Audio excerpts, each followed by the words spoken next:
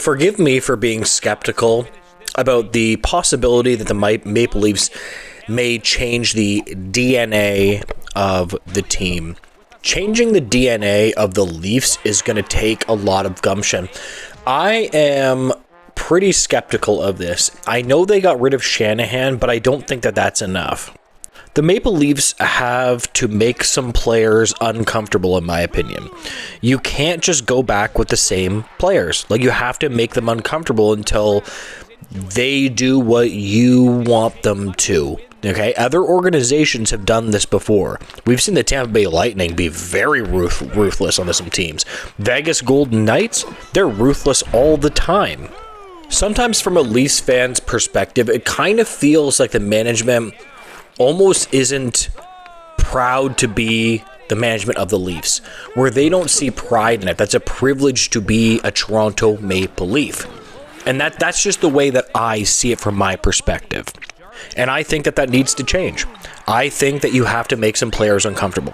For example, let's take John Tavares, for example. You got to make him uncomfortable. You have to make him uncomfortable. Okay? It just straight up, period. You have to squeeze him as much as you can. If he leaves, then let him leave. The article that we're going to be reading off of today is Clarity on Morgan Rielly's Future with the Maple Leafs.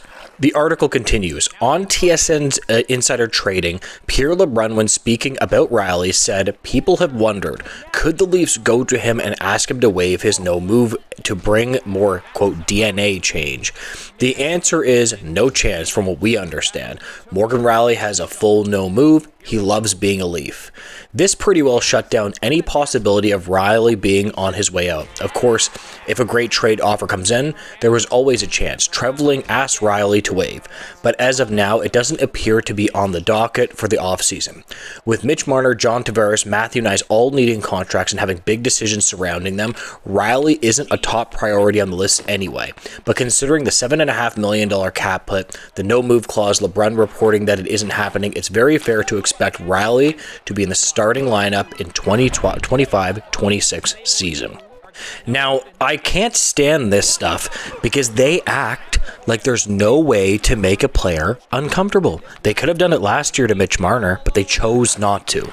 Okay, they could have made him really uncomfortable. Okay, they could have used the media. You could scratch a player if you want to, if the coach is willing to work together with you and just say, "Hey, we're just going to scratch you until you agree to waive your no move."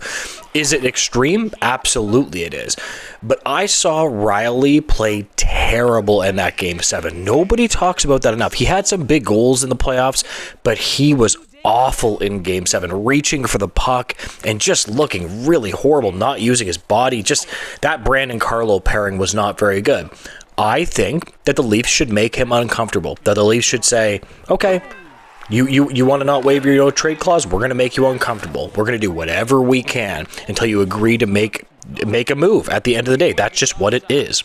But this all shows me that the Maple Leafs are not willing to change their DNA.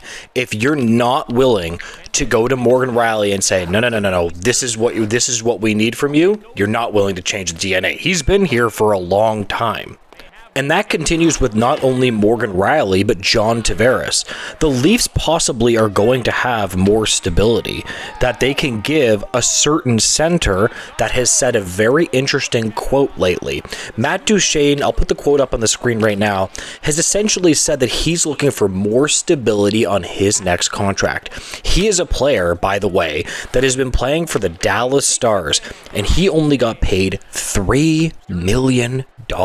So don't tell me that John Tavares can't take a $3 million deal, okay? He could do it. He just doesn't want to, okay? He could absolutely do it, and it's so annoying to me.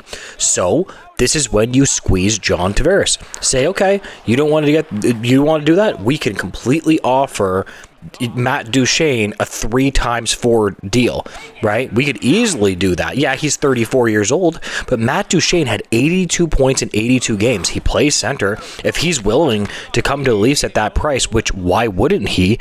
You could absolutely do that. Like, honestly, I don't think that John Tavares signing for the reported $5 million is really all that good of a deal at all. I think that's fine enough. It's not horrible. Like, yes, he could get more if he just chases the money at some garbage franchise. But at the end of the day, the Leafs are still kind of a scared team to me. They seem like they manage in a scared way, and I really don't think that you can manage like that. And how you manage, I know it sounds silly, but it does go to your team. I would absolutely love to see Duchesne in a Maple Leaf jersey. Offer him the same contract that he came and signed in Dallas. We can give him the stability of a couple years. There you go. That's it. You have to be willing to hurt some feelings. And my take in this video is that if the Maple Leafs aren't willing to do that, you are never going to be able to change the culture of the Leafs.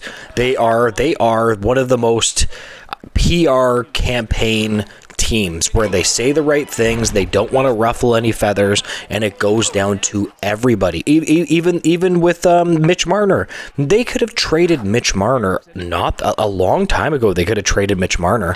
Okay, they could have traded him no problem when he was an RFA, when it was completely not working, but they were petrified to take a step back.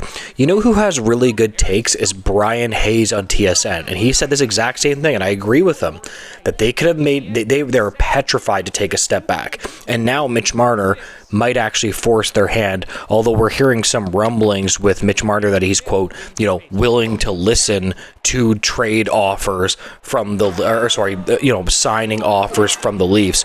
Now, I'll tell you one thing about that Mitch Marner contract. There's two things that are happening here.